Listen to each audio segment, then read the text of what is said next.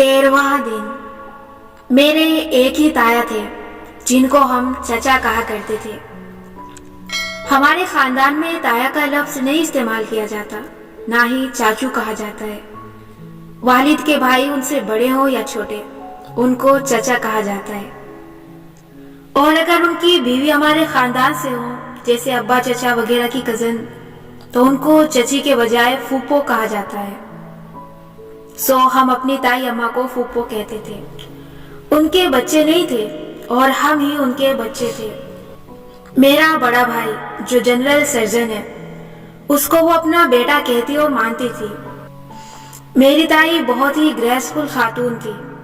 मैंने कभी इस औरत को खुद तरसी का शिकार नहीं देखा। हालांकि उन्होंने बड़े दुख उठाए थे, लेकिन बड़ी बहादुर और नफीस सी औरत थी। अपनी वफात से कबल जब मेरी ताई बीमार थी, तो मैं उनके साथ कई बार जाके अस्पताल में रही थी। वो CMH रावलपिंडी में एडमिट थी। किसी अस्पताल में रहना भी एक अजीब तजुर्बा होता है। मरीज के नुक्ता नजर से देखो तो अजीब बेबसी का आलम था। एक जिंदगी से लड़ता मरीज ICU में बेबसी से पड़ा। हर घंटे अपने सामने मौजूद मरीजों में से किसी की हालत बिगड़ते देखता है। फिर एकदम डॉक्टर्स और स्टाफ भागते आते हैं, मशीनों की आवाजें, लोगों की अफरा तफरी, और फिर कोई ऐलान करता है कि ये पेशेंट एक्सपायर हो गया है। सोचें, ये सब देखने वाले मरीज की क्या हालत होती होगी। ICU में ताई अम्मा के सामने हर घंटे 2 घंटे बाद कोई ना कोई एक्सपायर होता था।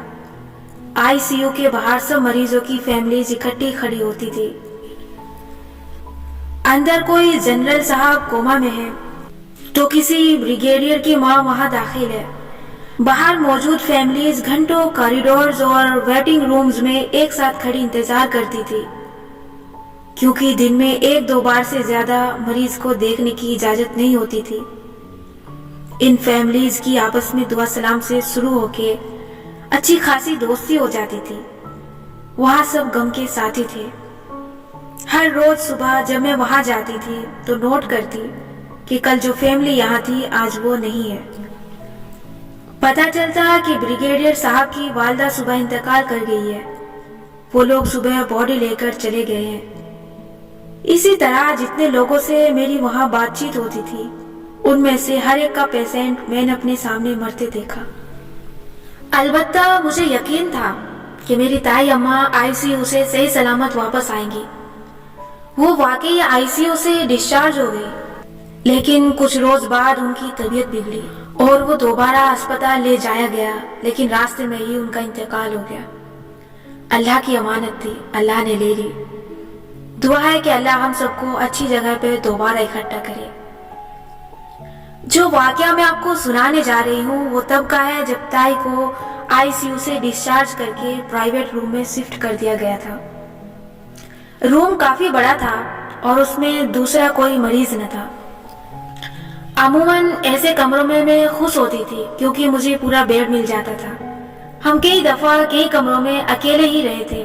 इस दफा अलबत्ता जब हमें प्राइवेट कमरा मिला तो साथ ही एक दूसरी फैमिली आ गई। किसी ब्रिगेडियर साहब की मिसेज थी जो वहां दाखिल हुई थी। उनके साथ उनकी एक रिश्तेदार खातून थी। वो सर से पैर तक हिजाब में थी और मुझे और मेरी ताई अम्मा को पहली ही नजर में बहुत अच्छी लगी। यानी कुछ लोग होते हैं ना, जिनके सलाम दुआ, माशाअल्लाह, सुभान अल्लाह, हिजाब और हर बात में सुन्नत तरीके पे अमल करने से दिल में इज्जत बढ़ जाती है। आप कहते हैं कि ये बहुत नेक लोग हैं, अल्लाह ताला के बहुत करीब हैं। हमें भी यही देख के अच्छा लगा। मैंने उनसे कहा कि मेरी ताई के लिए दुआ करें। उनकी मरीजा भी बहुत ही मिलनसार थी। उनसे भी अच्छी खासी बातचीत हुई। मैं कभी भी यूं सरे राह मिलने वाले लोगों को नहीं बताया करती कि मैं कोई राइटर हूँ। मैं अमूमन अपनी शिनाख्त के बारे में खामोश रहती हूँ क्योंकि मुझे प्राइवेट रहना पसंद है, और यहाँ भी मैंने खुद से नहीं बताया था। इत्तेफाक ऐसा हुआ कि वो खातून जो मरीजा के साथ थी, उनका मेरा किसी रिश्तेदार से कोई ताल्लुक निकल आया और उन्होंने साथ ही उस शख्स को मैसेज करके उनसे मेरा जिक्र कर दिया। تو ان کو ان کے رشتے دار نے بتایا کہ یہ نمرا دراصل رائٹر نمرا احمد ہے۔ تو وہ بڑی خوش ہوئی اور کہنے لگی کہ بڑا اچھا لگا آپ سے بات کر کے، آپ تو بہت مشہور ہیں، میری بیٹی آپ کی بہت فین ہے۔ میں ایسی باتوں پہ عموماً جزاک اللہ وغیرہ کہہ دیتی ہوں، مسکرا کے سر ہلا دیتی ہوں۔ عموماً لوگ آٹوگراف مانگتے ہیں یا ایسا کچھ، تو یوں ان سے رسمی سی بات چیت ہوتی رہی۔ پھر میں اپنی تائی کے ساتھ مصروف ہو گئی۔ اگلے دن وہ خاتون صبح میرے پاس آئی۔ انہوں نے کہا کہ مجھے آپ سے کچھ بات کرنی ہے۔ میں نے کہا سیور۔ میری تائی اماں تب سو رہی تھی، ان کی مریضہ بھی سو رہی تھی۔ میں باہر ان کے ساتھ سٹنگ ایریا میں بیٹھ گئی۔ اب وہ خاتون بولنا شروع ہوئی اور میں ان کو سننے لگی۔ وہ بولتی گئی اور میں ان کو سنتی گئی۔ اگلا آدھا گھنٹہ انہوں نے جو بولا اس کو اگر ایک لفظ میں بیان کروں تو زہر بہترین لفظ ہوگا۔ میری ذات، میری تحریروں، میری تربیت، میرے عقائد کے بارے میں جتنا زہر انہوں نے اگلنا تھا اگل دیا۔ مجھے اندازہ بھی نہیں تھا کہ کوئی ریڈر کسی رائٹر سے اتنی شدید نفرت بھی کر سکتا ہے جتنی ان خاتون کو مجھ سے تھی۔ انہوں نے مختلف احادیث اور قرآنی آیات سنا کے مجھے یہ کہا کہ آپ نہ صرف خود گمراہ ہیں بلکہ بہت سے دوسرے لوگوں کو گمراہ کر رہی ہیں۔ آپ کی حقیقت کچھ اور ہے اور آپ لوگوں کے سامنے خود کو کچھ اور دکھاتی ہیں۔ آپ بالکل بھی نیک نہیں ہیں، نہ آپ اللہ تعالیٰ کے قریب ہیں۔ آپ تو بالکل عام سی مسلمان ہیں۔ آپ میں کوئی خاص بات نہیں ہے۔ آپ معصوم بچوں کو گمراہ کر رہی ہیں اور افسوس کی بات ہے کہ آپ یہ دین کے نام پہ کر رہی ہیں۔ میں بالکل خاموشی سے ان کی تقریر سنتی رہی۔ آخر میں نے پوچھا کہ آپ نے کبھی میری کتابیں پڑھی ہیں؟ نہیں، میں نے نہیں پڑھی، میری بیٹیاں پڑھتی ہیں، اور مجھے یہی افسوس ہے کہ کتنے لوگ آپ سے انسپائر ہوتے ہیں لیکن آپ کے عقائد غلط ہیں۔ آپ لوگوں کو غلط طرف لگا رہی ہیں۔ آپ خود بھی اللہ تعالیٰ کے قریب نہیں ہیں۔ کیا آپ تصور کر سکتے ہیں کہ کوئی کسی کے سامنے بیٹھ کے اس کے منہ پہ نرم آواز میں اس شخص کے بارے میں اتنا زہر اگلے، اس کی ذات کو بالکل صفر کر دے، اس کو ایک برا مسلمان ثابت کرے اور سامنے والا بس چپ کر کے اس کی ساری بات سن لے؟ بالآخر میں بولنا شروع ہوئی، لیکن میں نے نوٹس کیا کہ میرے سوالات کے جواب میں ان کے پاس کوئی دلیل نہیں تھی۔ انہوں نے کبھی میری کتاب نہیں پڑھی تھی۔ میں ان سے صرف اپنی کتاب کے بارے میں سوال کرتی تو وہ کہتی آپ میرے فلاں اسکالر کی فلاں کتاب پڑھیں، اس میں آپ کو اس کا جواب ملے گا۔ میں نے مسکرا کے کہا مجھے نہیں پڑھنی آپ کے اسکالر کی کتاب، میں کیوں پڑھوں؟ آپ مجھے خود اس بات کا جواب دیں۔ مگر ان کے پاس جواب نہیں تھا، صرف نفرت تھی۔ انہوں نے آدھے گھنٹے تک جتنی نفرت انڈیلنی تھی، جتنی تلخ باتیں کرنی تھی میرے کام پہ، میری ذات پہ، وہ باتیں جو میں دہرانا نہیں چاہتی وہ انہوں نے کر ڈالے۔ اب مجھے افسوس ہوتا ہے کہ میں نے ان کو اس وقت جواب کیوں نہیں دیے۔ میرے پاس ان کی ہر بات کا جواب تھا، لیکن اس کی دو وجوہات تھی۔ ایک تو یہ کہ میں قدرے سوکڑی ہو گئی تھی، دوسری وجہ یہ ہے کہ میں ایک پبلک فیگر ہوں، یوں کسی سے بدتمیزی نہیں کر سکتی، صبر کا دامن نہیں چھوڑ سکتی، ورنہ ان کے پاس ہر جگہ میرے خلاف بولنے کو بہت کچھ ہوتا۔ کچھ چیزوں پہ چپ اچھی ہوتی ہے، کچھ ہماری تربیت ایسی ہے کہ ہم صبر کر کے راستہ بدل لیتے ہیں۔ میں نے کہا کہ آپ کبھی میری کتابیں پڑھیں، آپ کو اپنی آراء پہ افسوس ہوگا۔ ان کا مزید یہ کہنا تھا کہ میں ایک چھوٹی سی لڑکی ہوں، میرے پاس کوئی سرٹیفکیٹ نہیں ہے دین کی اشاعت کا، کوئی اجازت نہیں ہے، میں کیسے دین پھیلا سکتی ہوں؟ میں تو ایسی ہوں کہ میری تائی بیمار ہے اور میں کانوں میں 2 انچ کے ایئر رنگز پہن کے بیٹھی ہوں۔ میں نے دوپٹہ کان سے ہٹایا اور ان کا اپنا ایئر رنگ دکھایا جس میں 4 سرخ رنگ تھے۔ یہ 2 انچ کا نہیں ہے، یہ 4 انچ کا ہے۔ میں اس سے بھی لمبے ایئر رنگز پہنتی ہوتی ہوں۔ میں ہر وقت بریسلیٹ اور انگوٹھیاں بھی پہنے رکھتی ہوں۔ میری ہیروئنز بھی میری طرح بہت صاف ستھری اور اچھے سے ڈریس اپ ہوتی ہیں۔ میں جیسی ہوں میں ویسے ہی لڑکیاں اپنی ناولز میں دکھاتی ہوں، مگر میں نے کبھی کسی عورت کو اتنا ڈھیٹ اور نفرت میں اتنا اندھا نہیں دیکھا جتنی وہ خاتون تھی. وہ بولے جا رہی تھی. وہ میری ریڈر بھی نہیں تھی اور وہ اتنی ججمنٹل تھی کہ حد نہیں. میں تحیر سے انہیں سن رہی تھی. میں نے اس کے بعد ان سے بات نہیں کی. میں وہاں سے اٹھ گئی. میری تائی اس وقت سوتی جاگتی کیفیت میں تھی. دروازہ کھلا تھا یا کیا، انہوں نے اکثر باتیں سن لی تھی. انہوں نے مجھے بعد میں کہا کہ اس عورت سے زیادہ بات نہ کرو. مجھے شروع میں اس کے سبحان اللہ جزاک اللہ نے متاثر کیا تھا، لیکن میں اس دین کو نہیں پہچانتی جو کسی کو یوں ہرٹ کرنے کی اجازت تھی. اور پھر وہ مجھ پہ غصہ ہوئی. تم نے اس کو کھری کھری کیوں نہیں سنائی؟ میں نے ٹھنڈی سانس بھر کے سوچا کہ میں کبھی نہ کبھی جواب ضرور دوں گی. ہم رائٹرز ہیں اور رائٹرز کا ایسے دل نہیں دکھانا چاہیے. وہ آپ کو کسی کتاب میں شامل کر کے مار بھی سکتے ہیں اور ویلن بھی بنا سکتے ہیں. اور دل تو میرا بہت دکھا تھا. میرا دل اتنا دکھا تھا کہ مجھے جسمانی طور پہ سینے پہ درد شروع ہو گئی تھی. میرے ساتھ بہت کم دفعہ کسی نے ایسی نفرت کا اظہار کیا ہوگا. ایسے کتنے لوگ ہیں جن سے میری دوستی یا تعلق ختم ہو گیا، لیکن وہ بھی مجھ سے ایسی نفرت نہیں کرتے. مجھے اللہ تعالیٰ کے بندوں میں سے کسی نے ایسی نفرت کبھی نہیں دی تھی جو میں نے اس عورت کے الفاظ میں اپنے لیے دیکھی. مجھے ان کی باتوں سے اتنی تکلیف ہوئی تھی کہ میں بیان نہیں کر سکتی. کوئی جو آپ کو جانتا نہیں ہے وہ کیسے کہہ سکتا ہے کہ آپ اللہ سے قریب نہیں ہیں؟ ہو سکتا ہے میں واقعی اللہ سے قریب نہ ہوں. ہو سکتا ہے میں اتنی ہی بری ہوں جتنا اس نے مجھے پیش کیا تھا. لیکن ان کو کس نے حق دیا تھا میرے منہ پہ مجھے یہ سب کہنے کا؟ میں ان کی باتوں سے اتنی زیادہ ہرٹ ہوئی کہ میری سمجھ میں نہیں آتا تھا کہ میں اس تکلیف کو اندر ضبط کروں یا باہر انڈیل دوں. آج تک مجھے ملنے والے کسی ریڈرز نے ایسے نہیں کیا تھا. سوشل میڈیا پہ کی بورڈ کے پیچھے چھپ کے تو بہت سے لوگ بہت کچھ کہہ دیتے ہیں اور میں اکثر کی پرواہ نہیں کرتی. لیکن یوں میرے سامنے کسی نے کبھی ایسی اتنی نفرت کا اظہار نہیں کیا تھا. کیسے کر لیتے ہیں یار لوگ ایسے؟ میرا اسپتال میں دم گھٹنے لگ گیا تھا. شام ہوئی تو میں باہر ہوا خوری کے لیے نکل آئی. میں نے اپنی ایک دوست کو بلا لیا اور ہم دونوں CMH کے ایک باغیچے میں جا کے بیٹھ گئے. سرما کے دن تھے.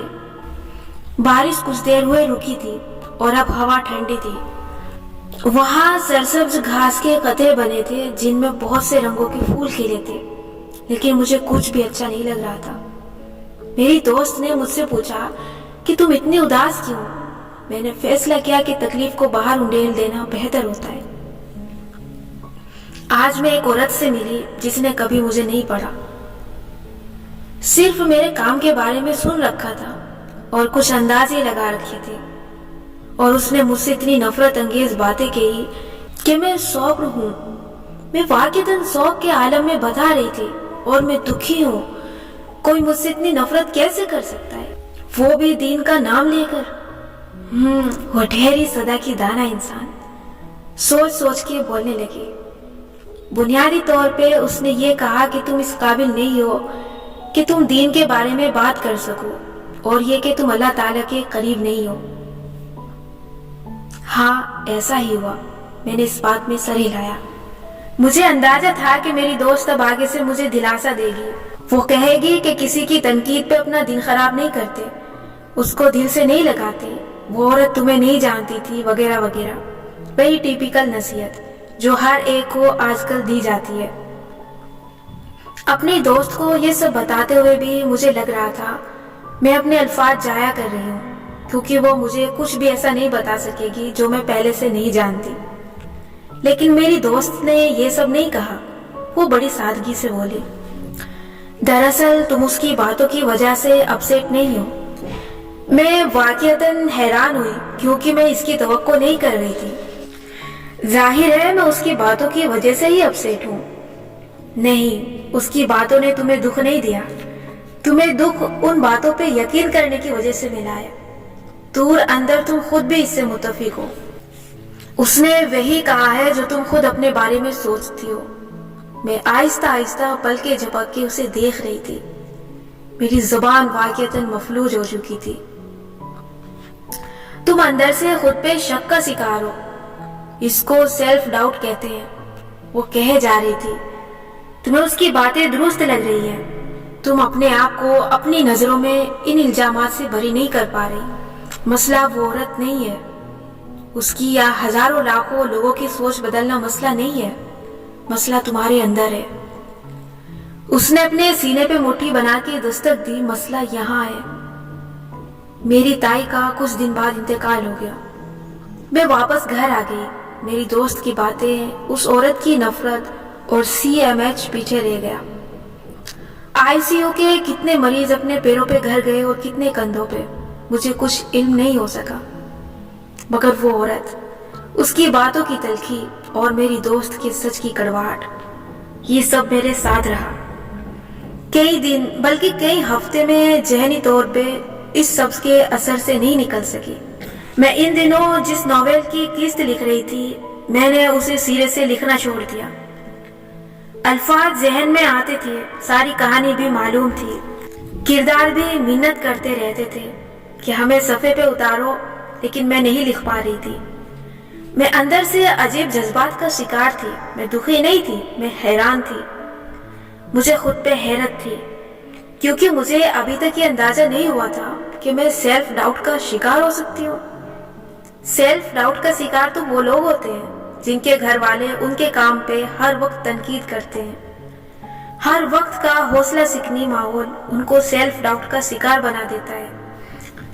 मेरे घर वालों ने तो मुझे हमेशा हौसला अफजा माहौल फराहम किया था। मैंने जो लिखा, जब लिखा, किसी ने ना एतराज किया ना हौसला सिकनी की। मेरी माँ फख्र से लोगों को बताती हैं कि निम्रा मेरी बेटी है, और लोग उनसे मेरी तारीफ करके प्यार प्यार से किताबें मांग लेते हैं। हर कुछ दिन बाद अम्मा के पास मेरी किताबों की सारी कलेक्शन खत्म हो चुकी होती है। इतनी निम्रा अहमद की किताबें किसी ने आज तक नहीं खरीदी जितनी मेरी अम्मा के बुक सेल्फ्स ने खरीदी है।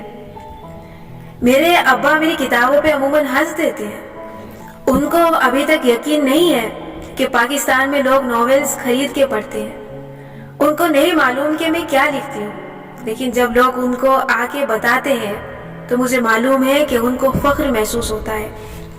मेरे बहन भाई अपने यूनिवर्सिटी कॉलेजेस में फख्र से मेरा बताते हैं और अपने दोस्तों के पैगामात मुझ तक पहुँचाते हैं। जिस दिन हालिम या नमल की किस्त आनी होती थी, उस दिन मेरा 7-8 साला भांजा अपनी माँ यानी मेरी बहन के लिए खुद नाश्ता बनाता था, ताकि उसकी माँ वक्त जाया किए बगैर उसको कहानी सुनाए। मेरी 6 साला भांजी ने नमल की आखिरी एक साथ में खुद से गेस कर लिया था कि सुर्ख मफलर वाला कौन निकलेगा। मेरे बहन भाइयों ने आज तक मुझे इतना नहीं कहा कि फला नोवेल में आपने यूं नहीं यूं करना था।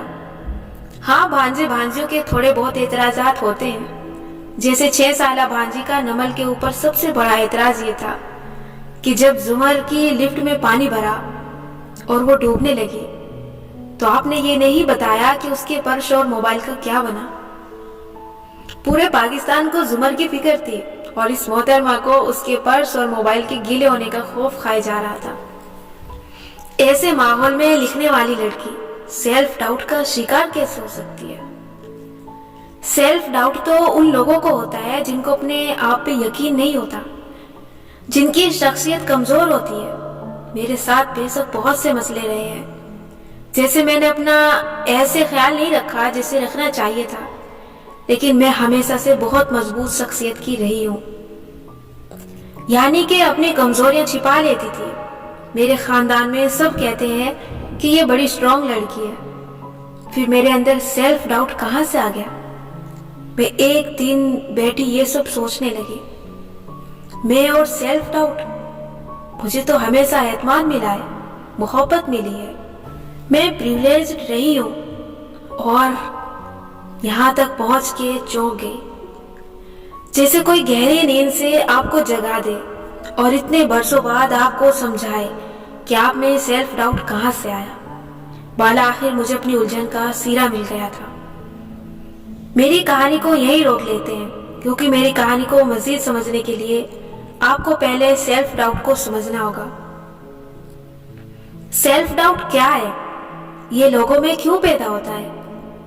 अब जो मैं बताने जा रही हूँ उसके मुताबिक आपने खुद को देखना और परखना है।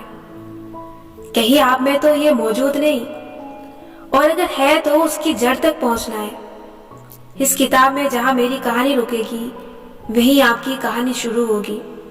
ये आपकी और मेरी, हम दोनों की कहानी है। सेल्फ का मतलब है जात, नफ्स, और डाउट अंग्रेजी में कहते हैं शक को। जात पे शक का मतलब क्या हुआ?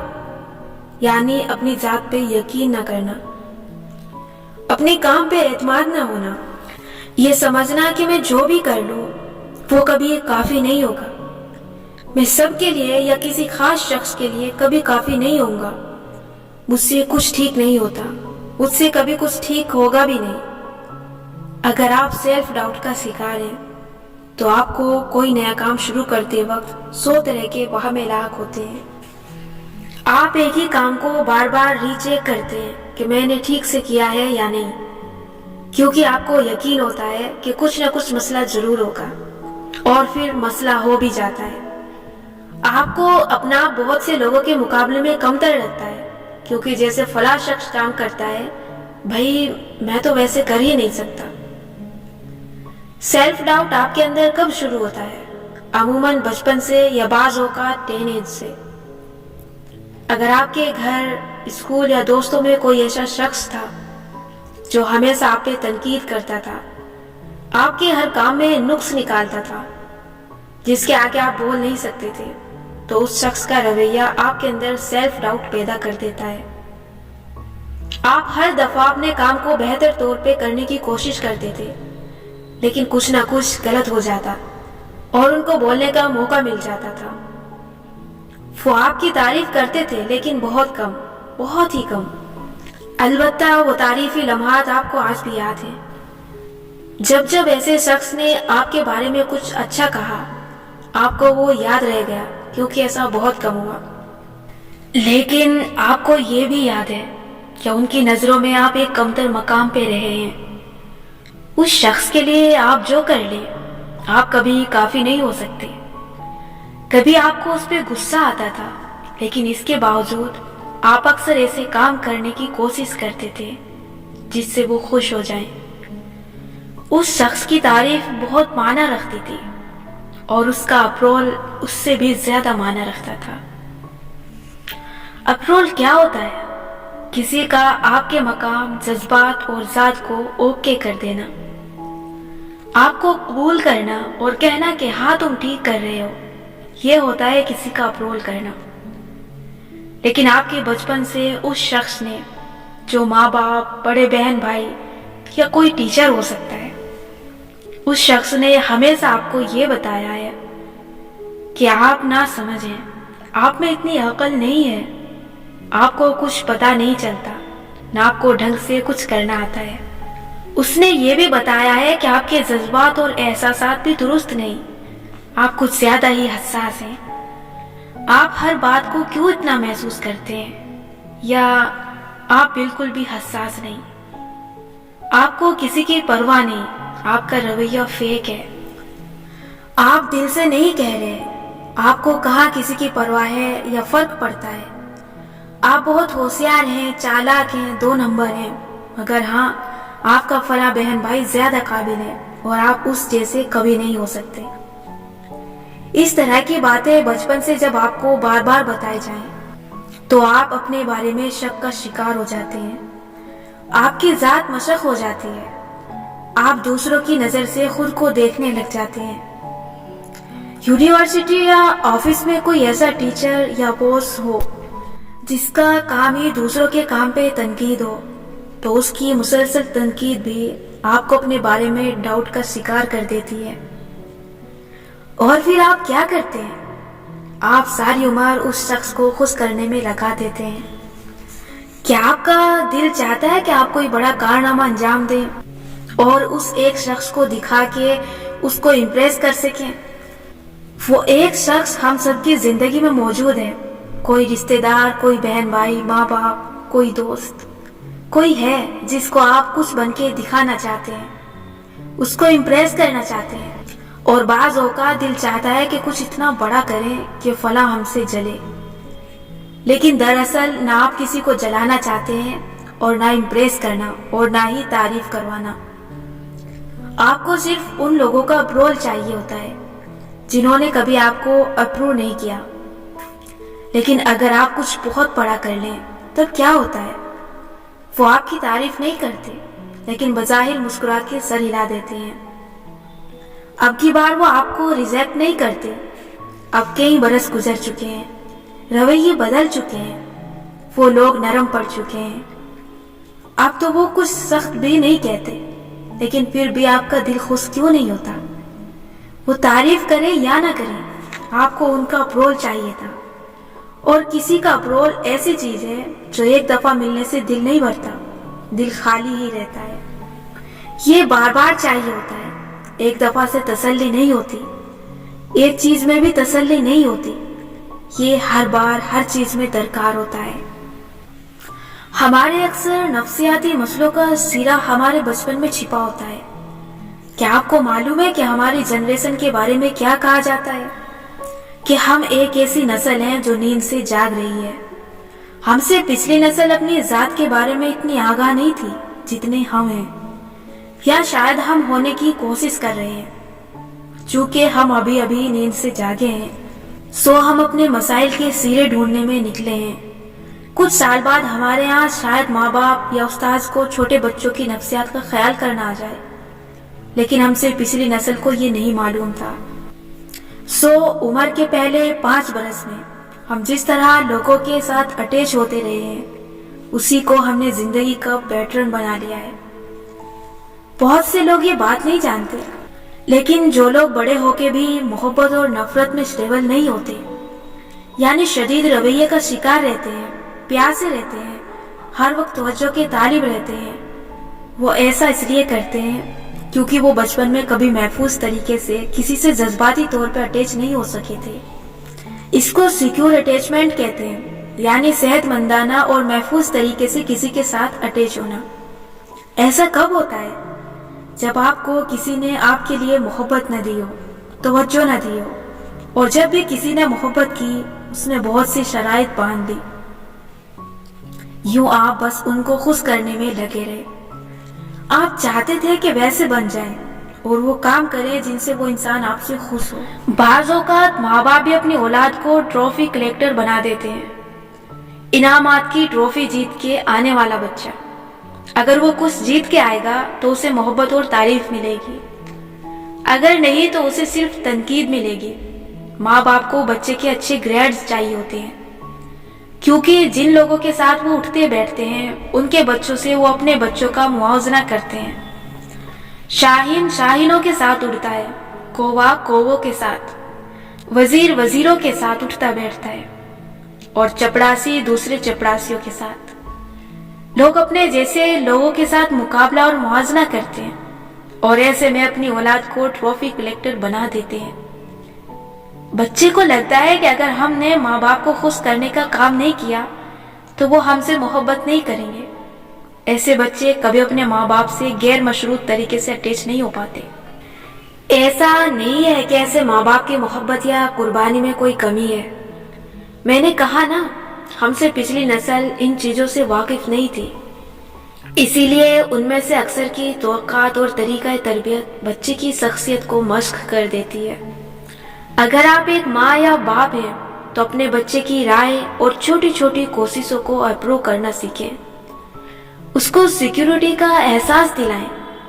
وہ آپ کو کامیابی نہیں لا کے دے گا، تب بھی آپ اس سے محبت کریں گے۔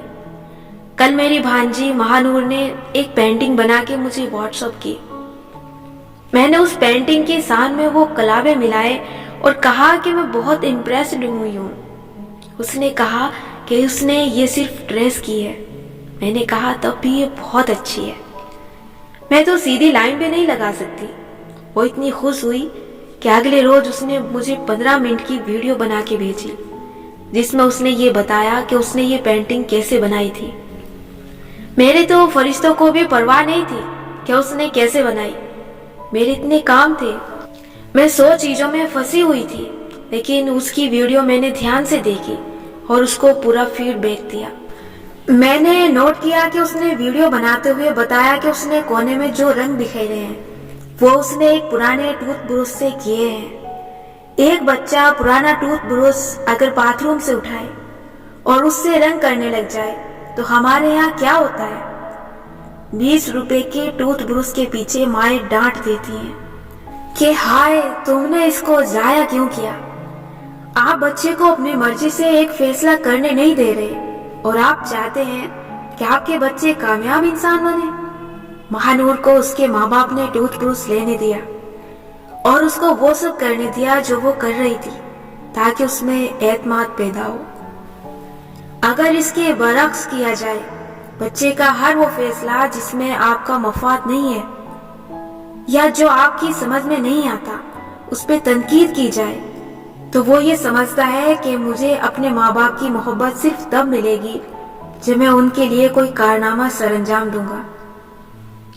وہ پھر ساری عمر ماں باپ کا اپروول لینے اور ان کو خوش کرنے میں لگا دیتا ہے، اور جب وہ بڑا اور سمجھدار ہو جاتا ہے تو ان سے بیزار ہو جاتا ہے کیونکہ اسے لگتا ہے کہ یہ کبھی مجھ سے خوش نہیں ہوں گے۔ سیلف ڈاؤٹ کی ایک اور وجہ اپنی نظر میں اپنا امیج کمتر معلوم ہونا ہے، دوسرے الفاظ میں لو سیلف اسٹیم کا شکار ہونا۔ یہ کمتر سیلف اسٹیم تو میری اس کتاب کے ہر مسئلے کے پیچھے چھپی ہے۔ اس کا ذکر آپ کو بار بار ملے گا لیکن ایک دم سے یہ درست نہیں ہوگی۔ آپ کو اس کے ایک ایک مسئلے کو پکڑنا ہوگا جو آپ کی سیلف اسٹیم کو کم کر کے آپ کو سیلف ڈاؤٹ کا شکار کرتا ہے، اور پھر اپنا علاج خود کرنا ہوگا۔ جس شخص کی سیلف اسٹیم کم ہوتی ہے وہ کیسا ہوتا ہے؟ عربی میں کہا جاتا ہے کہ چیزیں اپنے اجداد سے پہچانی جاتی ہیں۔ اجداد جد کی جمع ہے، جد یعنی الٹ، مطلب یہ کہ چیزیں اپنے الٹ سے پہچانی جاتی ہیں۔ رات کی تعریف کیا ہوتی ہے؟ جب روشنی ختم ہو جائے۔ غریب کی تعریف کیا ہوتی ہے؟ جس کے پاس دولت نہ ہو۔ ایسے ہی کمتر سیلف اسٹیم والا شخص کون ہوتا ہے؟ جس کی سیلف اسٹیم اونچی اور اعلیٰ نہ ہو۔ جس کی سیلف اسٹیم بہت اونچی ہوتی ہے وہ ایسا شخص ہوتا ہے جس کی اپنے بارے میں ایک ڈیسنٹ رائے ہوتی ہے۔ اس کو غرور یا اکڑ نہیں ہوتی لیکن وہ خود کو کسی سے کم بھی نہیں سمجھتا۔ وہ اپنے آپ کو ایک اچھا، محنتی، ایماندار اور لگن سے کام کرنے والا شخص خیال کرتا ہے۔ اسے اپنی قدر و قیمت کا احساس ہوتا ہے۔ اسے اپنی ذات پہ شرمندگی نہیں ہوتی، نہ ہی خود کو وہ ناپسند کرتا ہے۔ وہ جیسا ہے اسی کی بنیاد پہ وہ اپنے آپ سے محبت کرتا ہے کیونکہ وہ خود کو اپنی خوبیوں اور خامیوں کے ساتھ قبول کر چکا ہے۔ کمتر سیلف اسٹیم والا شخص ایسے نہیں کرتا جو کہ اس کے اندر اپنے لیے محبت نہیں ہوتی، وہ اپنی عزت نہیں کرتا، اسے اپنی قدر و قیمت کا احساس نہیں ہوتا اور اس کے پاس اپنی کوئی ڈیفینیشن نہیں ہوتی۔ آپ ایسے شخص سے کہیں کہ خود کو ڈیفائن کرو تو وہ نہیں کر پائے گا۔ وہ دوسروں کو اپنے آپ کو ڈیفائن کرنے دیتا ہے کیونکہ اس کو اپنی پہچان نہیں ہوتی۔ اس کی ویلیوز کیا ہیں، اس کی باؤنڈریز کیا ہیں جنہیں کسی کو عبور کرنے کی اجازت نہیں۔ اس نے اس سب کو کبھی بیٹھ کے طے ہی نہیں کیا تھا۔ یہ سب طے کرنا ہم اگلے ابواب میں پڑھیں گے، اسی لیے اسے اپنے آپ پہ ہمیشہ شک رہتا ہے۔ اب میری کہانی کی طرف واپس آتے ہیں۔ یہ سب میرا مسئلہ نہیں تھا، بہت پہلے تھا، لیکن جس وقت یہ CMH والا واقعہ پیش آیا میں اپنے اس طرح کے مسئلوں سے بہت آگے نکل چکی تھی۔ میری سیلف اسٹیم ہائی تھی، میری عزت نفس بہت اونچی تھی، میں ٹاکسک لوگوں کو اپنی زندگی سے مکھن سے بال کی طرح نکال چکی تھی، لیکن اس کے باوجود میں سیلف ڈاؤٹ کا شکار تھی۔ وہ ہوتا ہے نا ایک مرحلہ جب آپ صرف حیران ہوتے ہیں کہ آپ کا تو خیال تھا آپ تندرست ہو چکے ہیں، اپنے نفسیاتی مسئلے حل کر چکے ہیں، تو یہ کیا ہوا؟ یہ کون سا مسئلہ نکل آیا؟ اور یہ کب سے آپ کے اندر تھا؟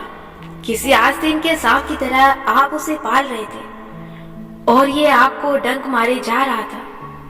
آپ کیسے اتنے بے خبر تھے؟ مجھے سیلف ڈاؤٹ کیوں تھا؟ حالانکہ مجھے بچپن سے ایک بہت اچھا ماحول ملا تھا، اب تو میری سیلف اسٹیم بھی اچھی تھی۔ پھر दरअसल मेरा मसला वही था जो मेरे जैसे बहुत से हाई अचीवर्स इंसानों को होता है। दुनिया के सामने वो एक कामयाब सेलिब्रिटी होते हैं, लेकिन अंदर से वो सेल्फ डाउट का शिकार होते हैं। वो खुद को चमकने नहीं देते, हालांकि चमकना उनका हक था और फर्ज भी।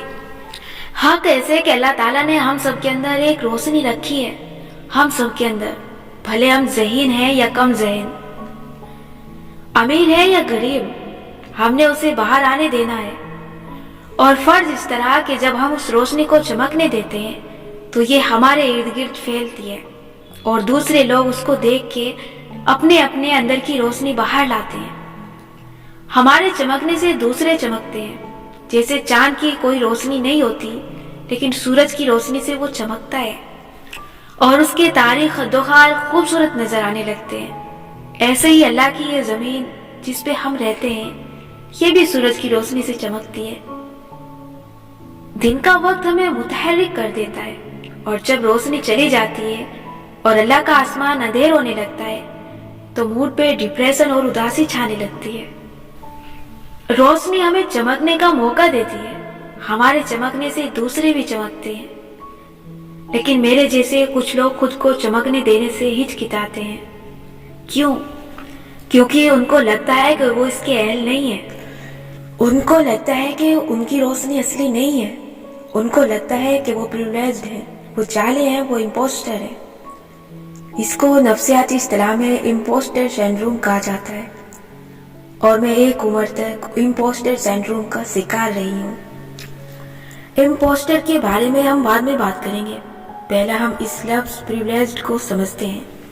प्रिविलेज अंग्रेजी में कहते हैं किसी खास मुराद को, खास फायदे, नेमतें, इनामात, सहूलियात जिनको हासिल हो, वो प्रिविलेज्ड लोग होते हैं।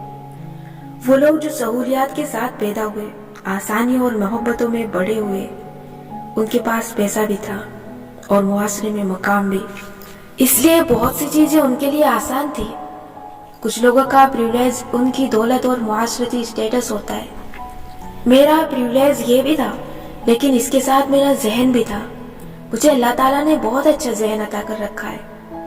मैं आम लोगों से जल्दी चीजें समझ लेती थी, जल्दी मसलों के हल निकाल लेती थी। मैं हर काम को करने का सबसे आसान और स्मूथ सिस्टम बना के काम करती थी। मेरे मुकाबले में मेरे घर काम करने वाली मासी मसलों के हल शायद ऐसे नहीं निकाल सकती, क्योंकि वो प्रिविलेज्ड नहीं थी। मैंने वो मसले नहीं देखे जो उसने देखे हैं, रिज़्क के मसले, जिस्मानी बीमारियों के मसले और ऐसे कई मसले जिनसे अल्लाह ने मुझे महफूज रखा। इसलिए अगर मैं अच्छा लिख लेती थी तो इसमें मेरा कमाल न था। ये इसलिए था क्योंकि मैं प्रिविलेज्ड थी। मुझे बहुत जगह महसूस हुआ कि अल्लाह ताला ने मुझे हर तरफ से आसानियों में रखा था ताकि मैं अपनी तहरीरों पर फोकस कर सकूं। मेरे पास ये प्रिविलेजेस न होते तो मैं राइटर न बन सकती। मैं अपने कामयाब राइटर होने का क्रेडिट अपने मुराद को देती थी और इस चीज ने मेरे अंदर एक गिल्ट पैदा कर दिया था। इस गिल्ट ने मुझे ये सिखाया कि मैं एक जाली इंसान हूँ। इम्पोस्टर वो होता है जो खुद को वो जाहिर करता है जो वो होता नहीं है। मेरे नजदीक मैं इम्पोस्टर थी। मेरी कामयाबियां नहीं थी, क्योंकि ये मेरे प्रिविलेजेस की वजह से मुझे मिली थी। जब लोग मेरे सामने मेरे काम की तारीफ करते थे तो मुझे हमेशा लगता था कि ये किसी और की बात कर रहे हैं, ये मेरी बात नहीं कर रहे। वो मुझसे पूछते थे कि आप कैसे इतना अच्छा लिख लेती हैं, और मैं कहती थी डॉलर के ब्लैक पॉइंटर से, क्योंकि मुझे नहीं मालूम था कि इस बात का दूसरा क्या जवाब दूं। मैं लिखने बैठती हूँ तो लिखा जाता है खुद ब खुद, कभी बिल्कुल नहीं लिखा जाता। हर चीज अल्लाह करवाता है और मैं इसलिए लिख लेती हूँ क्योंकि ना मैं गरीब थी ना कुंद जहन। मेरी कहानी जब कहीं फंस जाती है तो मैं उसे इस बंद गली से निकाल ही लेती हूँ, लेकिन इसमें मेरा कोई कमाल नहीं। यहाँ तक ठीक था क्योंकि ये आजिज़ी थी, लेकिन खुद को इम्पोस्टर समझने वाले लोगों के साथ इससे आगे का मामला होता है। जब आप दिन पे लिखने लगते हैं, अल्लाह की आयत का तदब्बुर बयान करने लगते हैं, تو ایک طبقہ مسلسل آپ پہ تنقید کرنے لگتا ہے۔ ابھی میں نے آپ کو بتایا کہ کس طرح کچھ بچوں کے والدین ان پہ تنقید کر کے ان کی شخصیت کو مشق کر دیتے ہیں، اور وہ بچہ پھر بھی ساری عمر انہی لوگوں کا اپروول حاصل کرنے کی کوشش میں لگا رہتا ہے۔ بالکل ایسے ہی میرے اوپر مصحف کے بعد سے جب ایک کٹر مذہبی طبقے کی طرف سے تنقید شروع ہوئی تو بطور رائٹر میری شخصیت مشق ہونے لگی۔ جہاں کچھ لوگوں نے کہا کہ یوں تدبر کرنا سیرت سے غلط ہے، وہاں کچھ لوگوں نے ایسی بات بھی کہی کہ کیا آپ خود اس تدبر کرنے کی اہل ہیں؟ کیا آپ خود اتنی اچھی مسلمان ہیں؟ اور یہ بات میرے دل میں کہیں بیٹھ گئی۔ مجھے خود بھی اندازہ نہیں ہوا۔ کی بورڈ کے پیچھے چھپ کر کہیں جانے والی باتیں ویسے نہیں لگتی جیسی اس عورت کی بات لگی تھی، لیکن کہیں نہ کہیں یہ دل میں بیٹھ گئی۔ ہر مسلمان ہر وقت اپنے اندر کے شیاطین سے لڑ رہا ہوتا ہے۔ وہ روز گناہ کرتا ہے، پھر معافی مانگتا ہے، پھر گناہ کرتا ہے، پھر معافی مانگتا ہے کہ اس کے اپنے گلٹ ہی اس کو جج کرنے کے لیے کافی ہوتے ہیں۔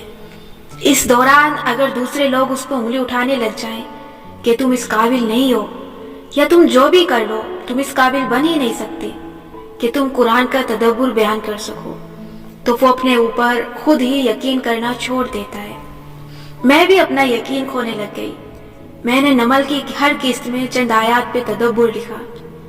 میری بہت خواہش تھی کہ میں پوری ایک کتاب لکھ سکوں جس میں اللہ تعالیٰ کی آیات پہ غور و فکر کیا گیا ہو، لیکن میں نے یہ سمجھنا شروع کر دیا کہ میں اس قابل نہیں ہوں۔ اسی لیے شاید میں کبھی اس سلسلے کو باقاعدگی سے شروع نہیں کر پائی۔ میں ہر دفعہ سیلف ڈاؤٹ میں چلی جاتی تھی کہ میں ابھی اس قابل نہیں ہوں، میں گناہ کرتی ہوں، میرے ایمان کا وہ لیول نہیں ہے جو ہونا چاہیے، میری 5 نمازیں مشکل سے پوری ہوتی ہیں، مجھے ابھی تک اپنا غصہ کنٹرول کرنا نہیں آیا جو کہ میری سب سے بڑی خامی ہے، میرے اندر ابھی تک بہت سے گناہ چھوڑنے کا ظرف پیدا نہیں ہوا، تو میں کیسے اللہ کی آیات پہ تدبر کروں؟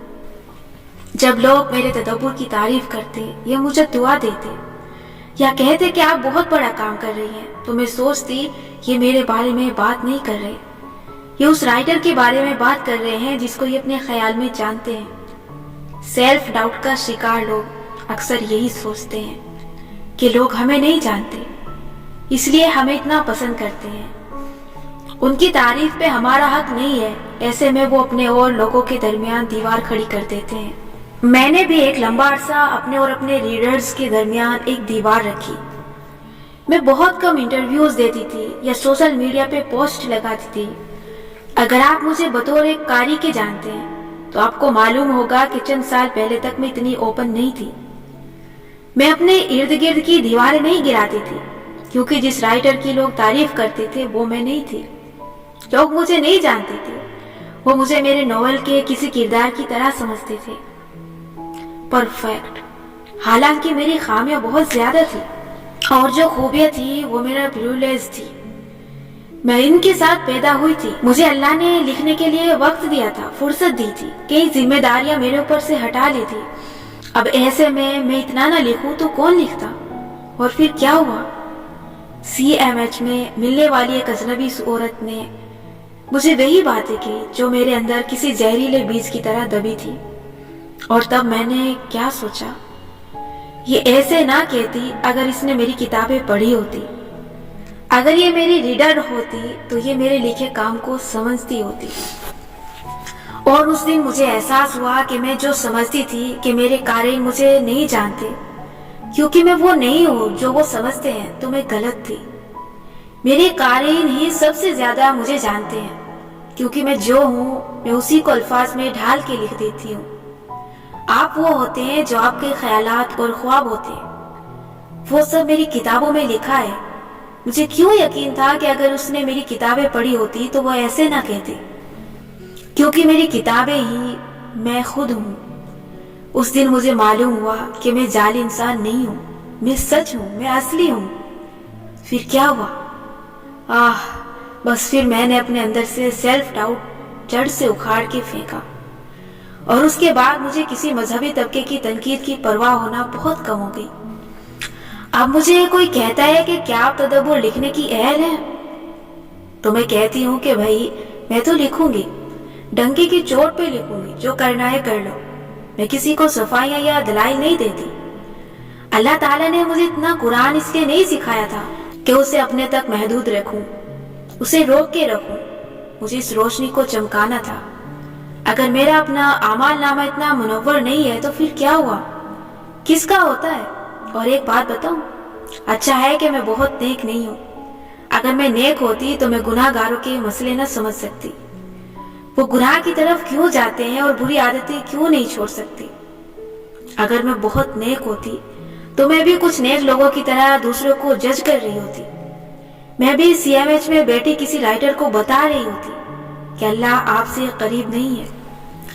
مجھے لگتا ہے اللہ تعالیٰ نے مجھے بہت سی بری عادتوں سے اس لیے گزارا تاکہ میں ان کا حل نکال سکوں اور پھر اس کو آگے بیان کروں۔ اللہ تعالیٰ نے میرے لیے پلان رکھا ہے، مجھے نہیں معلوم وہ ایک نقطے سے دوسرے نقطے تک کیسا ہوگا، لیکن کبھی جب میں پیچھے مڑ کے اپنی زندگی کے نقطے ملاؤں گی تو سارا نقشہ سمجھ میں آ جائے گا۔ جو محنت ہم اللہ کی طرف بلانے کے لیے کرتے ہیں اسے تبلیغ کہتے ہیں، اور یہ تبلیغ میں سے شروع ہوتی ہے۔ میں نے اب یہ سوچ کے تدبر دوبارہ سے شروع کیا ہے کہ میں ہر آیت سے اپنے لیے سبق نکالوں گی، اپنے لیے تدبر کروں گی اور اسے پبلش کر دوں گی۔ کوئی اس سے سیکھتا ہے تو یہ میرا بونس ہے، مگر اس تعلیم کی پہلی اسٹوڈنٹ میں خود ہوں گی۔ میں خود کو پڑھا رہی ہوں، کسی اور کو نہیں۔ میں سیلف ڈاؤٹ سے کیسے نکلی، یہ اتنا آسان نہیں تھا۔ میں آپ کو چند طریقے بتا سکتی ہوں، لیکن وہ کام صرف تب کریں گے جب آپ پورے دل سے ان پہ عمل کریں۔ پہلا کام، اپنے دل کو ٹٹولیں۔ کیسے؟ آج آپ نے ان تمام لوگوں کو یاد کرنا ہے جو زندگی کے کسی موقع پہ آپ کے ساتھ تھے، اور ان کی ہر وقت کی تنقید نے آپ کو اندر سے مسخ کر دیا تھا۔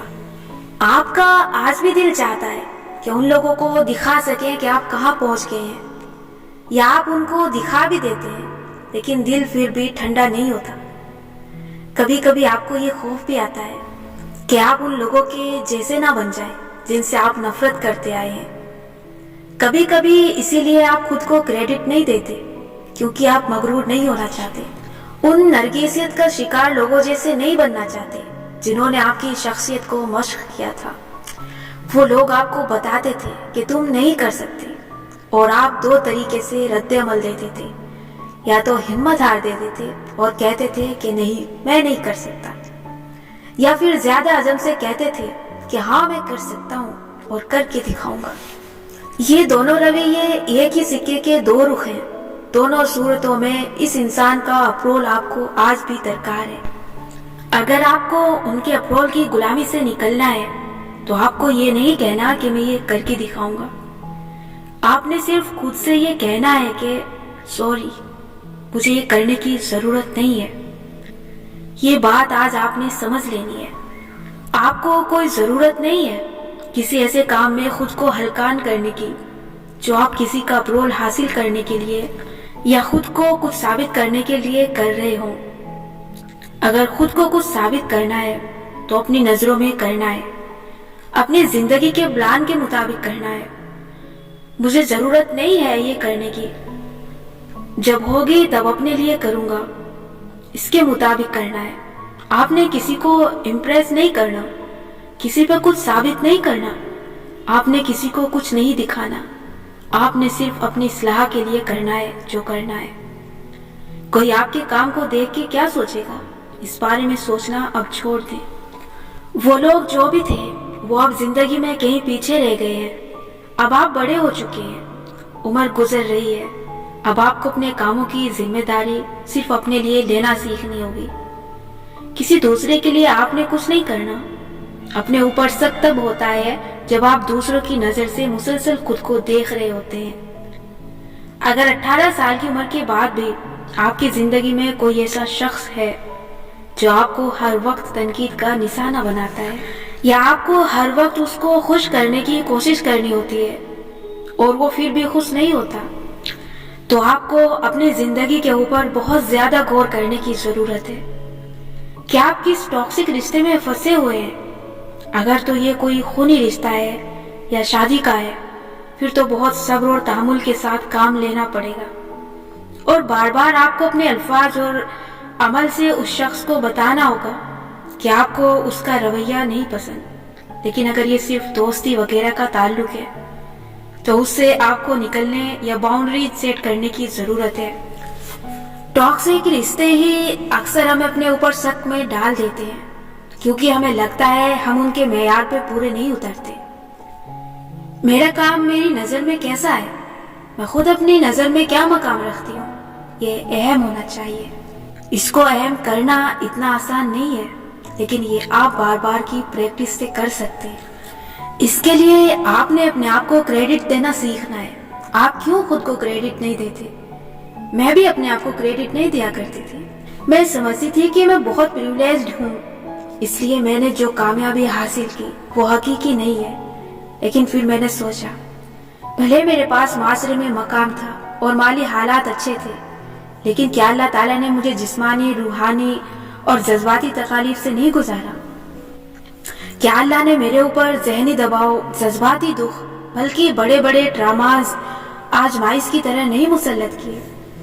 معلوم نہیں میں کس آزمائش میں اللہ کے سامنے پاس ہوئی اور کس میں فیل، لیکن نکل تو ہر ایک سے آئی۔ میں ایک سروائیور ہوں۔ ہر شخص کا امتحان مختلف طرح کا ہوتا ہے۔ میرے پاس مادی پریولیجز تھے، مراعات تھی، لیکن جذباتی اور روحانی طور پہ ایک کے بعد ایک ڈرامہ میں نے دیکھا۔ اگر میں نے چھوٹی عمر میں کچھ حاصل کیا تو چھوٹی عمر میں نے بڑے بڑے ڈراماز بھی دیکھے۔ میں نے ہر امتحان سے بہت کچھ سیکھا اور اسے کسی اور شکل میں ڈھال کے اپنی کتابوں میں لکھا۔ لکھاری سنار کی طرح ہوتے ہیں، وہ خود کو مارے جانے والی اینٹ کو اٹھا کے دیکھتے ہیں اور اس میں چمک تلاش کرتے ہیں۔ وہ اس کو بھی سونا ہی سمجھتے ہیں، پھر اس کو خود سمیت آگ میں ڈال دیتے ہیں۔ اپنے دکھ کی اینٹ کو وہ پگھلا کے اسے کسی خوبصورت شکل میں ڈھالتے ہیں، اس کو نگینوں سے مزین کرتے ہیں اور لوگوں کے سامنے پیش کرتے ہیں۔ لوگ اس میں چمکتے کردار اور دمکتی کہانیاں دیکھتے ہیں، لیکن انہیں سب کے اندر لکھاری کا اپنا دکھ چھپا ہوتا ہے۔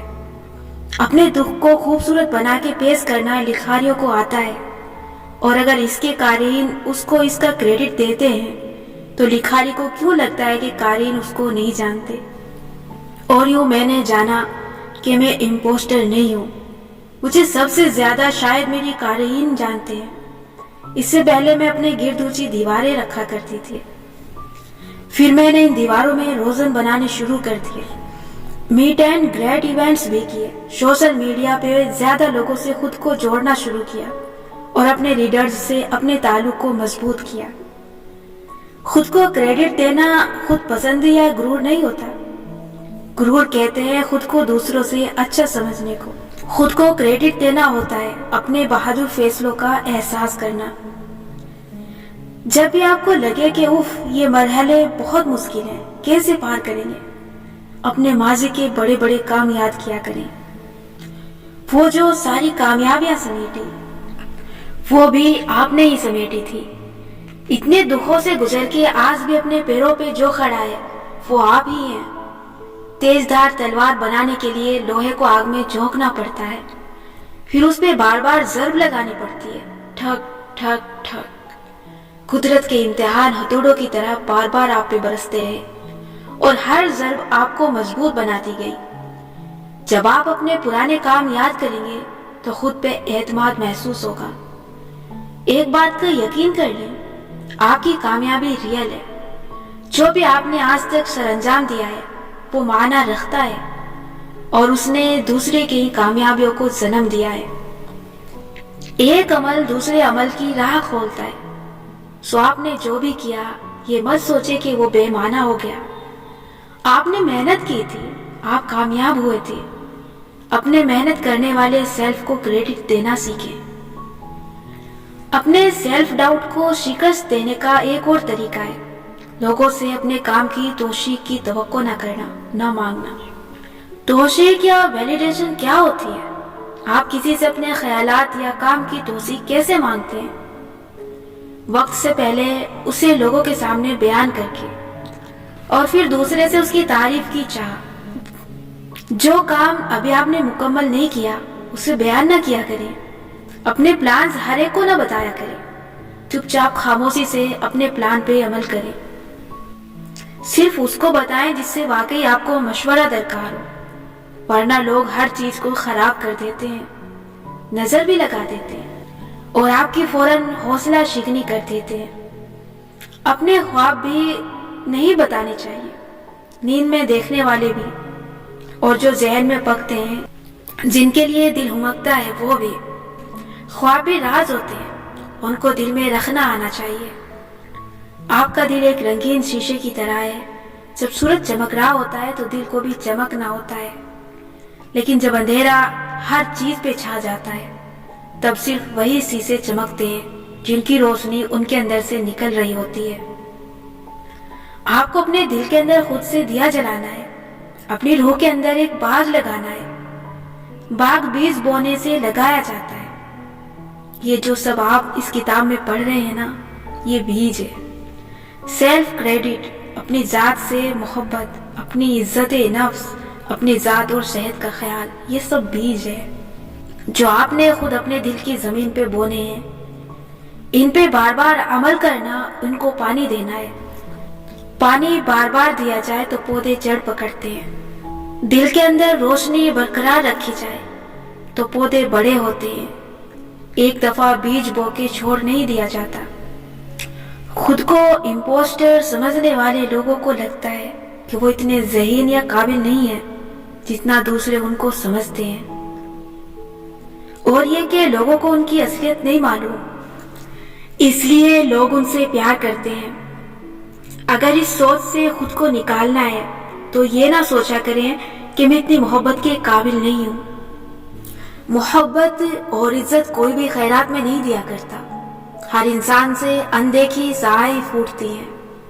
اگر آپ کا کوئی ایک بھی دوست ہے جو آپ سے بہت اٹیچڈ ہے تو اس کا مطلب ہے کہ آپ میں کچھ تو ہے جو لوگ آپ کے ساتھ اٹیچ ہو جاتے ہیں۔ اس میں غرور کی بات نہیں ہے، اپنی قدر و قیمت معلوم ہونے کی بات ہے۔ بعض دفعہ ہم سیلف ڈاؤٹ کا شکار اس لیے بھی ہوتے ہیں کیونکہ ہمارے اندر اعتماد کی کمی ہوتی ہے۔ یہ کمی ارد گرد کے لوگوں کی ایک لمبے عرصے تک کہی جانے والی باتوں کے باعث بھی ہو سکتی ہے، اور اس لیے بھی کہ آپ کو کبھی چمکنے کا موقع نہیں ملا۔ اس لیے اپنی ذات کی تلاش بہت ضروری ہے، اپنی خوبیاں اور اپنی طاقت پہچاننا بہت ضروری ہے۔ اگر خود نہیں معلوم تو اپنے سے مخلص دوستوں سے پوچھیں، وہ آپ کو بتائیں گے کہ آپ کی کیا چیز ان کے دل کو بھاتی ہے۔ پھر اس چیز پہ محنت کریں اور اس کو مزید خوبصورت بنائیں۔ اعتماد کی کمی کو دور کرنے کے لیے آپ کو ایک کام کرنا ہوگا۔ جس کام پہ آپ کو اعتماد نہیں ہے اور آپ کہتے ہیں کہ یہ مجھ سے نہیں ہوگا یا میں کچھ نہ کچھ غلط کر ڈالوں گی، اس کام کے پیچھے مت بھاگیں۔ وہ ایسے بیل کی طرح ہے جس کے پیچھے اگر آپ بھاگیں گے تو کچھ ہاتھ میں نہیں آئے گا، آپ اس کے پیچھے خوار ہو جائیں گے۔ آپ کا کام یہ ہے کہ اس کو اس کے سینگ سے پکڑا کریں، یعنی کہ تھوڑے کام سے شروع کریں۔ جو کام آپ سے نہیں ہوتا اس کو مختلف حصوں میں بانٹیں اور روز اس کے ایک حصے کو کرنے کی کوشش کریں۔ بات آخر میں وہی ہے، تھوڑا کرنا لیکن ہر روز روٹین میں کرنا۔ بعض دفعہ ہم خود کو اس لیے بھی نہیں چمکنے دیتے کیونکہ ہم یہ نہیں چاہتے کہ ہماری وجہ سے ہمارے سامنے کوئی خود کو چھوٹا محسوس کرے۔ ہم خود کو اتنا عاجز بنا لیتے ہیں، اتنا لوگوں کے پیروں میں رول دیتے ہیں کہ ہماری کوئی اہمیت نہیں رہتی۔ ہمیں لگتا ہے ہم خود کو غرور سے بچانے کے لیے ایسا کر رہے ہیں، کیونکہ کبھی کبھی سیلف ڈاؤٹ اس لیے نہیں ہوتا کہ ہمیں لگتا ہے ہم میں کمی ہے، بلکہ اس لیے ہوتا ہے کہ ہمیں یہ خوف ہوتا ہے کہ ہم دوسروں سے کہیں طاقتور ہیں۔ اپنے آپ کو بہت عاجز بنا کے رکھنے سے آہستہ آہستہ آپ کے اندر کا اعتماد کم ہوتا جائے گا۔ کئی ذہین اور ہائی اچیور عورتوں میں یہ مسئلہ ہوتا ہے، اس خوف سے کہ ان کے شوہر ان کے سامنے انسیکیور یا کمتر محسوس نہ کریں۔ وہ اپنی ذہانت کو چمکنے نہیں دیتی۔ ان کا سیاسی نظریہ شوہر یا باپ کا نظریہ ہوتا ہے، उनके अंदर जो चल रहा हो, जुबान से वो अपनी राय नहीं कहती कि वो किसी को बुरा नहीं फील करवाना चाहती। इसलिए आपने अपनी अप्रोच बदलनी है। आपको खुद को चमकने देना है, क्योंकि आपकी चमक दूसरों को कमतर नहीं कर देगी, बल्कि उनको भी चमकने का मौका देगी। अगर कोई पहले से इनसिक्योर है तो ये उसका अपना मसला है। आपने दूसरों की जात के मसले नहीं हल करने, अपने ऊपर काम करना है, अपनी कदर करनी है। सेल्फ डाउट ऐसा काम करते वक्त भी होता है जो आपने पहले किया हो लेकिन खराब हो गया। जब भी आप वो काम करेंगे आपका एतमाद कम होगा और वाकई आप उसे बिगाड़ देंगे। ऐसे में आपने वही कुर्सी वाली तकनीक करनी है। खुद को अपने सामने कुर्सी पे बिठाएं या आईने के सामने खड़ा करें और खुद से कहें, हाँ ठीक है, मैंने उसे पहले किया था। हाँ ठीक है, ये मुझसे गलत हुआ था। लेकिन अल्लाह ताला फरमाता है कि दूसरी दफा कोई काम करना आसान होता है। चूंकि मैं इसे एक दफा कर चुकी हूँ, अब इसे करना आसान होगा। बस मैं जो गलती पहले की थी उसको दुरुस्त करना है, गलती नहीं दोहरानी। सेल्फ डाउट को अपने दिल से उखाड़ फेंकने के लिए एक बहुत अहम चीज है अपनी नियत को चेक करना। जैसे मैं इस वक्त इस किताब को लिख रही हूँ, अभी तक मैंने इसके 12 अबवाब लिखे। मेरे पास एक पूरा प्लान है कि मैंने उसे कैसे लिखना है और कब तक लिखना है, लेकिन मैं इसको लिखते हुए बहुत दफा सेल्फ डाउट का शिकार हुई हूँ। मैं पहली दफा इतने बड़े लेवल पे नॉन फिक्शन लिखने जा रही हूँ। मेरे रीडर्स मेरे नॉवेल शौक से पढ़ते हैं, वो फिक्शन रीडर्स हैं। क्या वो एक सेल्फ हेल्प किताब पढ़ लेंगे? कहीं ये उनके लिए बोरिंग तो नहीं होगी? क्या वाकई कोई इसे 33 दिन तक रोज पढ़ेगा? कितने ही लोग दरमियान में से छोड़ देंगे क्योंकि इसमें कोई किरदार, कोई प्लॉट लाइन, कोई रोमांस नहीं है। और क्या मेरी किताब से कोई फायदा भी होगा? किसी भी काम के एहन दरमियान में पहुंच के इंसान को सेल्फ डाउट होने लगता है। जो आइडिया आपने इतनी एक्साइटमेंट से शुरू किया था, दरमियान में पहुंच के वो बोरिंग और रूखा फीका लगने लगता है। किसी चीज से बहुत ज्यादा शनासाई से उसकी कशिश खो जाती है। इसीलिए बहुत से लोग कहते हैं कि हम इसलिए राइटर नहीं बन पाते क्योंकि हम कोई नॉवेल मुकम्मल नहीं कर पाते, दरमियान में उसे छोड़ देते हैं। आपसे आपका काम जोश शुरू करवाता है। जोश की उम्र कम होती है, ये दरमियान में ही गायब हो जाता है। इसके बाद वो प्रोजेक्ट आपसे आपकी आदत मुकम्मल करवाती है, हर रोज लिखने की आदत। मैं जब भी कुछ लिख रही होती हूँ, दरमियान में पहुंच के मेरा जोश खो जाता है। जैसे इस किताब को लिखते वक्त मैं सेल्फ डाउट का शिकार हो रही हूँ, क्या ये किताब कामयाब होगी? ऐसे में मैं इस शक व शुबे से एक ही तरीके से निकला करती हूँ। मैं अपने असल की तरफ वापस जाती हूँ। ये किताब कामयाब होगी या नहीं, इस बात को छोड़ देती हूँ। ये सोचती हूँ कि मैं ये किताब क्यों लिख रही हूँ। मैं ये किताब इस इल्म को आगे पहुंचाने के लिए लिख रही हूँ जो अल्लाह ने मुझे अता किया, कभी किताबों से, कभी तजुर्बे से, कभी जिंदगी से। मेरा मकसद ये है कि इसको पढ़ के आप अपने दिल की जमीन पे चंद अच्छे बीज बो सके। आपको एहसास हो कि अपनी कद्र और खुद से मोहब्बत कैसे करनी है। मेरी ख्वाहिश है कि इस किताब से आप कुछ अच्छी आदतें ढाल लें। मेरी इस किताब का मकसद खैर फैलाना है। मेरे रीडर्स इसको पूरा पढ़ें या नहीं, बीज को आदत के पानी से सैराब करते हैं या नहीं, ये मेरी कोशिश का नतीजा होगा जो मेरे हाथ में नहीं है। मेरे हाथ में नियत है, कोशिश है, नतीजा अल्लाह के जिम्मे है। सो जब किसी काम में शक आ जाए, यानी कि खुद पे शक आ जाए कि पता नहीं आगे क्या होगा, तो अपनी नियत को ताज़ा करिए। मेरी नियत ये है कि मैं इंसान को अल्लाह से और फिर खुद इंसान से मिलवाऊं, उसको अल्लाह की और उसकी अपनी पहचान करवाऊं। अब आगे किसी को फायदा हो या ना हो, वो मेरी हद से बाहर की चीज है। आपने सिर्फ इसी चीज के लिए परेशान होना है जो आपके अख्तियार में है, यानी आपका काम। नतीजा अल्लाह पे छोड़ना है। नियत को दुरुस्त करने और ताज़ा करने के लिए एक चीज बहुत जरूरी है, इस नियत को अपने कानों में दोहराना, खुद से कहना कि मेरी ये और ये नियत है। زبان سے نکلنے والا ہر لفظ طاقتور ہوتا ہے. آپ کے الفاظ کی ضرورت آپ کے اپنے کانوں کو بھی ہے. خود کو بار بار کہا کریں میں یہ بہت اچھے سے کر رہی ہوں یا میں یہ اللہ کے لیے کر رہی ہوں. نیت پہلے خالص نہ ہو تب بھی بار بار یہ دہرانے سے وہ بہتر ہو جاتی ہے. جب انسان کی نیت صاف ہو تو نتیجہ اللہ تعالیٰ اچھا ہی کیا کرتا ہے، یا دنیا میں یا آخرت میں یا دونوں میں. سیلف ڈاؤٹ ایسے کاموں میں بھی آتا ہے جو آپ پہلی دفعہ کر رہے ہوتے ہیں. نیا اور انوکھا کام بھیانک خواب جیسا ہے. کسی کو بتاتے ہوئے بھی ڈر لگتا ہے کہ کہیں کوئی بری تعبیر نہ کر دے اور وہ امر ہو جائے. جیسے میں یہ نان فکشن کتاب لکھ رہی ہوں، مجھے نہیں معلوم اللہ مجھے اس کتاب کے ذریعے کہاں لے جائے گا، زندگی اس کے بعد کیسی ہوگی، میرا تحریری سفر کیسا ہوگا. آپ کو بھی اپنے نئے کاموں پہ ایسا لگتا ہوگا کہ کیا میں اسے واقعی کر بھی سکتا ہوں.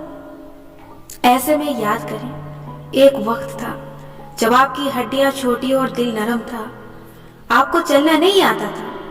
ایک وقت تھا جب آپ کے پاس اتنا علم اور تجربہ نہیں تھا جتنا آج ہے. بہت سی چیزیں 10 سال پہلے آپ کو معلوم نہیں تھی، نہ کرنا آتی تھی، اب آپ ان کو آرام سے کر لیتے ہیں. اتنا کچھ پہلے بھی تو سیکھا ہے نا اپنے زندگی سے، یہ بھی سیکھ جائیں گے. چلنا سیکھ لیا، بولنا سیکھ لیا، عمر بڑھی تو لکھنا پڑھنا سیکھ لیا، لوگوں سے بات کرنے کا طریقہ آ گیا، کام کرنے کا ڈھنگ آ گیا، جاب کرنا سیکھ گئے، یہ بھی کر لیں گے. اور اگر اس میں کہیں گر گئے تو کوئی بات نہیں، آپ اٹھ کھڑے ہوں گے. جب آپ چھوٹے تھے تو آپ کو لوگوں کے اپروول درکار ہوتے تھے، اب آپ کو نہیں درکار کیونکہ آپ بچے نہیں رہے. آپ کی تعلیم، عمر اور تجربے نے آپ کو سب سے مختلف انسان میں ڈھالا ہے. دنیا میں کوئی ایک بھی آپ جیسا نہیں ہے، سب مختلف ہیں. آپ سے اگر کوئی غلط فیصلے ہوئے ہیں تو وہ آپ کے حصے کی غلطیاں ہیں، اور بعض دفعہ ہمیں خود کو اپنے حصے کی غلطیاں کرنے دینا چاہیے، ورنہ ہم میچور کیسے ہوں گے. بعض دفعہ سیلف ڈاؤٹ مقابلے بازی کی وجہ سے ہوتا ہے، کسی اور سے نہیں، خود سے مقابلہ. آپ سوچتے ہیں میں ایک بہت کامیاب کام کر کے نکلا ہوں، اگر میرا اگلا کام اتنا کامیاب نہ ہوا، اگر وہ پہلے جیسا نہ ہوا تو کیا ہوگا. اپنی اپروچ درست کریں. آپ کو اپنا ہر نیا کام پچھلے کام جیسا کرنا ہی نہیں ہے. کوئی 2 سفر ایک جیسے نہیں ہو سکتے، کوئی 2 لوگ ایک جیسے نہیں ہو سکتے. ہر کام، ہر نیا پروجیکٹ مختلف ہوتا ہے. زندگی میں آنے والے ہر نئے شخص کے ساتھ تعلق بھی مختلف ہوتا ہے. آپ ایک ہی دریا میں 2 بار نہیں اتر سکتے. گزشتہ کامیاب کام جب آپ نے کیا، آپ یہ انسان نہیں تھے. آپ ہر پل بدل رہے ہوتے ہیں. اب آپ ایک مزید میچور انسان ہیں. آپ کا مقابلہ اپنے ساتھ صرف کوشش ہے، نتائج میں نہیں. آپ نے اپنی گزشتہ کامیابی کی فوٹو کاپی نہیں تیار کرنی. اس کامیابی کو آگے لے کر چلنا ہے، اس کو بڑھانا ہے. ہر نئے کام کو الگ کام سمجھ کے ٹریٹ کیا کریں تو اپنے کام پہ شک کم ہونے لگے گا. اور آخر میں آپ کا آج کا کام، آپ نے ایک جار لینا ہے. چینی یا پتی کا خالی ڈبہ ہی لے لیں، اس کو اچھی طرح سے صاف کر لیں. پھر کاغذ کی چند پرچیاں کاٹیں، 10 یا 10 سے زیادہ پرچیاں. ہر پرچی پہ آپ نے اپنی زندگی کی ایک کامیابی لکھنی ہے. یہ کامیابی کوئی بھی ہو سکتی ہے. امتحان میں، پڑھائی میں، جاب میں کامیابی، خاندان میں کسی کا مسئلہ حل کرنے کی کامیابی، کسی کی زندگی بہتر بنانے کی کامیابی، اپنے آپ میں کوئی اچھی عادت ڈال کے اس کا نتیجہ دیکھ لینے کی کامیابی، وزن کم کرنے کی کامیابی، اپنا کمرہ ڈیکوریٹ کرنے کی کامیابی. کوئی بھی ایسا کام جس کو کر کے آپ کا دل اپنے آپ سے خوش ہوا ہو، وہ کام ایک پرچی پہ لکھ کے اس کو رول کر کے اس جار میں ڈال لیں. یہ آپ کی اچھی یادوں کا جار ہے. اس کو آپ نے ہفتے میں 1 دفعہ اپنے بیڈ پہ انڈیلنا ہے، ایک ایک پرچی نکال کے پڑھنی ہے اور اس کو واپس رکھ دینا ہے. ہر ہفتے اس میں ایک پرچی کا اضافہ کر دیا کریں. بظاہر یہ آپ کو کوئی عام سی عادت لگے گی، لیکن میں نے کہا نا، یہ چھوٹی چھوٹی عادتیں عام نہیں ہوتی، یہ بیج ہیں، ان کے درخت بننے میں وقت لگے گا.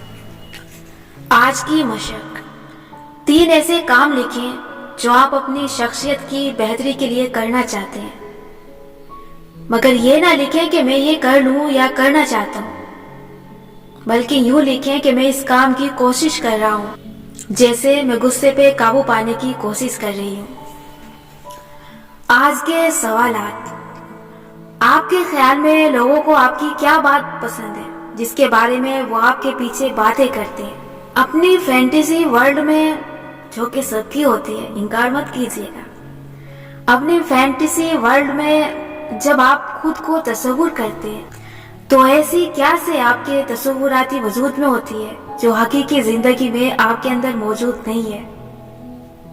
وہ کون لوگ ہیں جن کا اپروول آپ کو چاہیے ہوتا ہے، یعنی آپ چاہتے ہیں کہ وہ آپ کی تعریف کریں اور آپ کی کامیابیوں کو تسلیم کریں؟ اپنے کس طرح کے کاموں یا خوابوں پہ آپ کو لوگوں کی تعریف یا توصیف کا انتظار رہتا ہے، چاہے سوشل میڈیا پہ ہو یا حقیقت میں؟ کیا بچپن میں یا اسکول کالج میں آپ کی کسی خامی کا مذاق اڑایا جاتا تھا؟ کیا کبھی کسی نے آپ کی کسی صفت کی وجہ سے آپ کا کوئی نک نیم رکھا، اور کیا آپ کو وہ نک نیم پسند تھا؟ کیا آپ نے اپنا غلط نک نیم رکھنے سے کسی کو منع نہیں کیا؟ کیا آپ اب لوگوں کو اس نک نیم سے خود کو بلانے سے منع کر سکتے ہیں؟ لوگوں کی کس طرح کی باتیں آپ کو اپسیٹ کرتی ہیں؟ اپنی کس خامی کا تذکرہ ہونے پہ آپ جذباتی ہو جاتے ہیں اور چاہتے ہیں کہ اس بارے میں کوئی بات نہ کرے؟ آپ کو اپنے گھر والوں یا اپنے قریبی دوستوں سے کس شے کی شکایت ہے؟ جب کوئی کام مشکل ہو جائے تو آپ اسے چھوڑ دیتے ہیں یا آخر تک پہنچاتے ہیں؟